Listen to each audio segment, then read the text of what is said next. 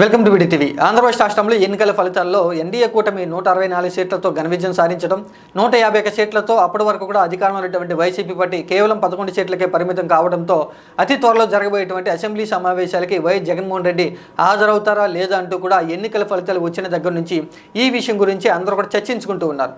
ఇక 164 సీట్లతో గెలిచి పూర్తి స్థాయిలో మెజార్టీ ఉన్నటువంటి తెలుగుదేశం పార్టీ శ్రేణులు, జనసేన పార్టీ శ్రేణులు అయితే వైఎస్ జగన్మోహన్ రెడ్డి అసెంబ్లీలోకి అడుగుపెట్టరు.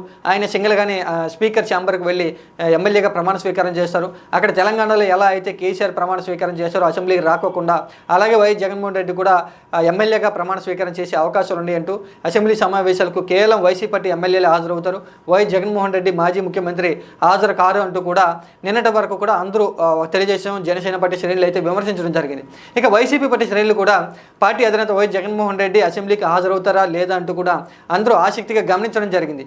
ఇక తెలుగుదేశం పార్టీ, జనసేన పార్టీ శ్రేణులు చేసినటువంటి క్వశ్చన్లకి వైసీపీ పార్టీ శ్రేణులు కూడా సమాధానం అయితే చెప్పలేకపోయారు ఈ రోజు ఉదయం వరకు కూడా. ఎందుకంటే వైఎస్ జగన్మోహన్ రెడ్డి ఎన్నికల ఫలితాల మీద విశ్లేషణ చేస్తూ వైసీపీ పార్టీ శ్రేణులతో, ఎమ్మెల్యేలతో, ఎంపీలతో మాట్లాడుతూ కూడా ఇది ఇక నుంచి కూడా ఏపీ అసెంబ్లీ సమావేశాలు కౌరవ సభగా మారబోతూ ఉంది, అక్కడ వైసీపీ పార్టీకి తగినటువంటి గౌరవం ఉండదంటూ నిన్నటి వరకు కూడా వైఎస్ జగన్మోహన్ రెడ్డి వ్యాఖ్యానించడంతో వైసీపీ పార్టీ శ్రేణులు కూడా వైఎస్ జగన్మోహన్ రెడ్డి అసెంబ్లీకి హాజరయ్యేది అనుమానమే అంటూ తమ యొక్క అనుమానాలు అయితే వ్యక్తం చేయడం జరిగింది. కానీ వీటన్నిటిని కూడా వైసీపీ పార్టీ శ్రేణులు చేసినటువంటి అనుమానాలకి, అలాగే తెలుగుదేశం, జనసేన పార్టీ శ్రేణులు చేసినటువంటి విమర్శలన్నిటికీ కూడా చెక్ పెడుతూ వైసీపీ పార్టీ అధినేత, పులివెందుల నియోజకవర్గ ఎమ్మెల్యే వైఎస్ జగన్మోహన్ రెడ్డి అయితే అసెంబ్లీలో హాజరు కావడం జరిగింది.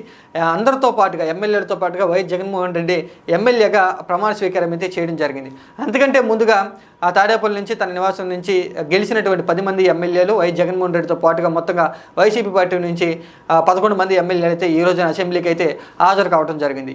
ఇక అసెంబ్లీ సమావేశాల్లో ఈ రోజున ప్రోటెం స్పీకర్గా బుచ్చయ్య చౌదరి వ్యవహరిస్తూ గెలిచినటువంటి నూతనంగా ఎన్నికైనటువంటి ఎమ్మెల్యేలందరి చేత ప్రమాణ స్వీకారం అయితే చేయించడం జరిగింది. ఆ తర్వాత ముఖ్యమంత్రి నారా చంద్రబాబు నాయుడు తొలిగా ప్రమాణ స్వీకారం చేశారు. ఆ తర్వాత డిప్యూటీ సీఎంగా పవన్ కళ్యాణ్ అయితే ప్రమాణ స్వీకారం చేశారు. ఆ తర్వాత వైసీపీ పార్టీ అధినేత మాజీ సీఎం వైఎస్ జగన్మోహన్ రెడ్డి ప్రమాణ స్వీకారం అయితే చేయడం జరిగింది. ఆ తర్వాత మిగిలినటువంటి ఎమ్మెల్యే అంతా కూడా ప్రమాణ స్వీకారం వరుస క్రమంలో అయితే చేయడం జరిగింది.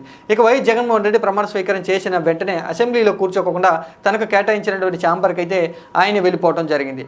ఇక వైఎస్ జగన్మోహన్ రెడ్డి అసెంబ్లీకి హాజరు కారు అంటూ కూడా పెద్ద ఎత్తున విమర్శలు చేసినటువంటి కూటమి శ్రేణులకు అయితే వైఎస్ జగన్మోహన్ రెడ్డి గట్టి సమాధానం చెప్పారంటూ వైసీపీ పార్టీ శ్రేణులు సంతోషపడుతూ ఉన్నారు.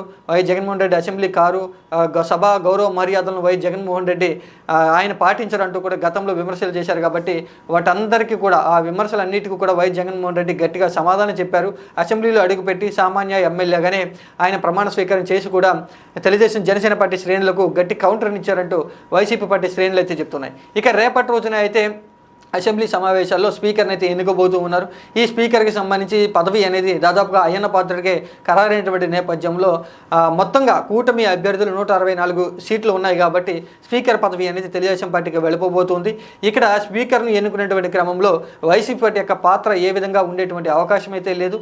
ఆ తర్వాత 11 సీట్లకే పరిమితమయ్యారు కాబట్టి వైసీపీ పార్టీ ప్రతిపక్ష హోదా కూడా దక్కేటువంటి అవకాశం అయితే లేదు. ఎందుకంటే దాదాపుగా 18 సీట్ల పైచీలకు సీట్లు అనేది ఉంటేనే ప్రతిపక్ష హోదా అనేది దక్కుతూ ఉంది కాబట్టి ఇక్కడ కేవలం 11 సీట్లకే పరిమితం కావడంతో ఏపీ అసెంబ్లీలో ప్రతిపక్ష పాత్ర ఎవరు పోషించబోతున్నారు అంటూ అందరూ కూడా ఆలోచన చేస్తూ ఉన్నారు.